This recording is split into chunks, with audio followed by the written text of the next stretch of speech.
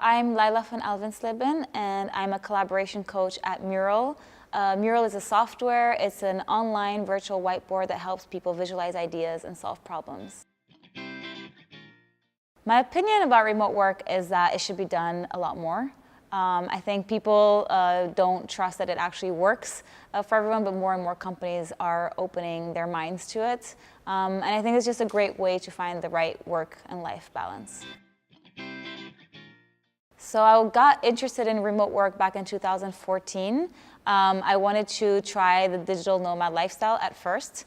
And then I got into it by writing my master thesis on how to do design thinking remotely. So once I did that on remote design thinking, I found a job in a completely, fully remote company, and then it carried on from there. Yeah, so I really didn't enjoy going to the office every day and sitting in exactly the same place for the exactly same amount of hours every single day. And I had a lot of friends who were freelancers or artists, and I saw that they had a lot of freedom and flexibility in their lifestyle. So, eventually it took me a few years, but I found a way to do that for myself. So it's definitely around, finding places that inspire me to work from, and having that freedom is really priceless. The most complicated step was finding a company that would hire me as a remote worker.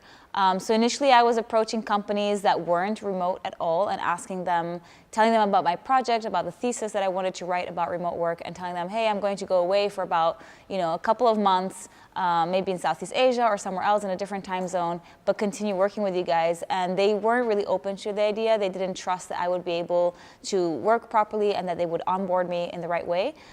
So then, I got the advice from somebody who was very smart and said, why don't you approach a company that's already working remotely, and then find a job that way? And that's exactly what I did in the end. Yeah, it's a good question.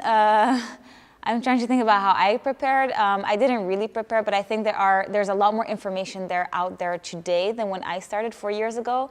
So I would say, read all the content, do a lot of research. I definitely believe in the importance of research and how useful it can be. Talk to people who have done it. Understand that it's not a perfect way of working. It does have its challenges, and so it's a way of working that isn't for everyone, but I guess the best way to prepare is to do your research first. I use a lot of tools. There are many communication tools like Slack for instant messaging, Zoom for video calls. I use Asana many times to prioritize tasks, and I use Mural to visualize the work that I'm doing and work with other colleagues and share a lot of my creative ideas. Yes, definitely. I think, you can do all the research that you want. I mean, that is in a way some kind of informal advice, but also if you can talk to people who have already worked remotely and who have experience with it, I think it's such a better idea to speak to them and get proper coaching and mentoring from more experienced people.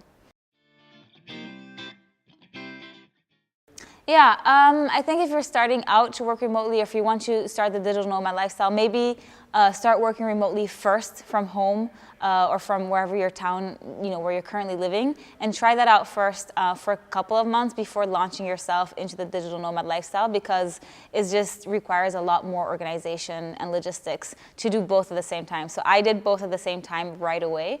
It was a lot. I felt very overwhelmed. So if I would do it again, I would just, work remotely for a bit and then figure out, okay, now this is how my work routine is going to be, and this is how I can apply it while I travel, and then, include all those other planning tasks afterwards.